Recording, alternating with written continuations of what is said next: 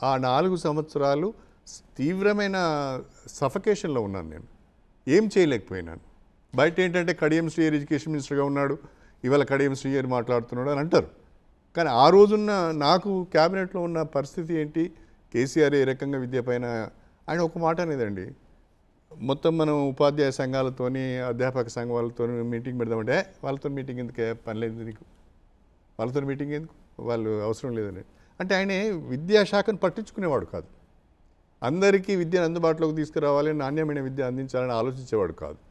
కాకపోతే మేము అంబేద్కర్ జయంతి రోజున ఇంకొన్ని గురుకుల పాఠశాలలు కావాలంటే మంజూరు ఇచ్చారు తప్ప ఓవరాల్గా ఆయన ఒక గంట సేపు ఒక హాఫ్ డేనో విద్యాశాఖ పైన సమీక్ష చేసి this is my vision, you have to implement this, మన తెలంగాణ అవసరాలు, విద్యా అవసరాలు ఈ రకంగా ఉన్నాయి, ఇగో ఇది నేను మీకు ఇచ్చే డైరెక్షన్, ఇది నా విజన్, మీరు ఇంప్లిమెంట్ చేయాలని ఏనాడు ఒక్క రోజు చెప్పలేదండి. ఒక 10 నిమిషాల సమయం కూడా మాకు ఇవ్వలేదు.